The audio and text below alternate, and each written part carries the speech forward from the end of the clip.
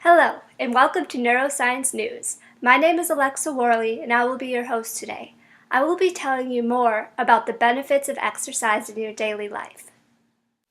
You may know that regular movement not only lowers the risk of developing or dying from heart disease, stroke, and diabetes, and that it also prevents certain cancers, improves mood, builds bones, strengthens muscles, expands lung capacity, reduces the risk of falls and fractures, and helps to keep excess weight in check.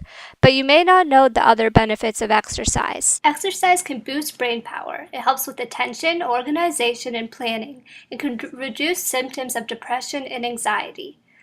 All you need is 30 minutes of moderate activities such as brisk walking 5 or more days a week, plus 30 minutes of muscle strengthening activity at least 2 days a week. Moderate activity begins when your heart starts beating faster and you are breathing more heavily. You're at a moderate level of exercise if you can talk while moving.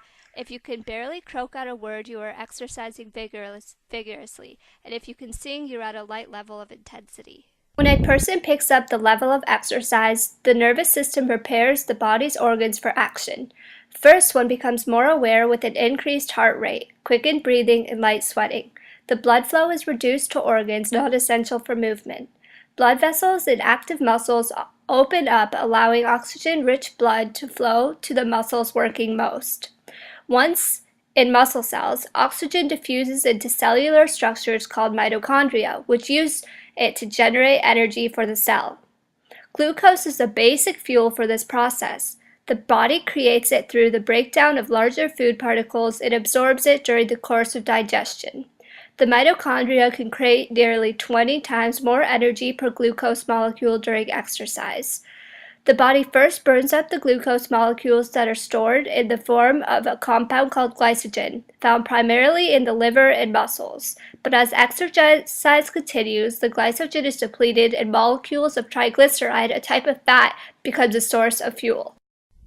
All this internal combustion produces certain byproducts like lactic acid and carbon dioxide, which seep up from muscles into the bloodstream and are sensed by the rest of the body. This eventually makes the removal of these wastes more efficient and less tiring. Once exercise becomes a routine habit, the body adapts to the increasing demands being placed on it, and this leads to increased stamina as a person becomes more fit. These adaptabilities, which typically begin to show up within a few weeks of physical activity, also improve long-term health. Exercise expands our cognitive capacities, improves our ability to control blood glucose levels, and strengthens our cardiovascular system. These can greatly increase our quality of daily life. Not only does exercise create a runner's high or a sense of euphoria after prolonged exercise due to a release of endorphins, but exercise also enhances our ability to concentrate, think, and make decisions. Exercise increases the size of a part of the brain called the hippocampus. The part of the hippocampus that is affected by exercise is one that allows people to remember familiar surroundings. LDL carries cholesterol through the bloodstream and can come in various sizes. Scientists have found that smaller LDL molecules are particularly dangerous. They have a tendency to lose electrons, which can damage other molecules in cells. Large LDL molecules are more stable. Studies show that exercise increases the number of larger, safer LDL molecules and decreases the small, dangerous ones. It alters the ratio by boosting the activity of an enzyme called lipoprotein lipase in fat and muscle tissue. Having more large LDLs lowers the risk of suffering from a heart attack.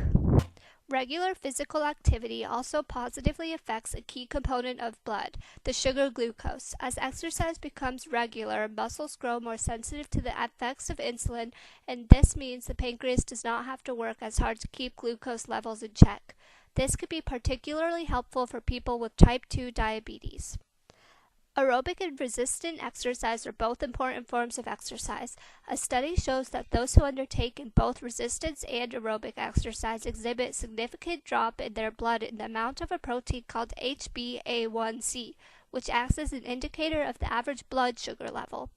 Exercise also boosts the formation of energy-producing mitochondria. More mitochondria means each cell can convert more glucose into energy, increasing the strength and resistance to fatigue of the whole muscle. Only 52% of U.S. adults are active enough to meet the aerobic exercise guidelines, and 29% strengthen their muscles as recommended twice a week for 30 minutes at a time, and only 1 in 5 Americans meet both recommendations. Exercising 60 to 90 minutes a day could increase your life expectancy by 4.2 years. So put on those running shoes and get active.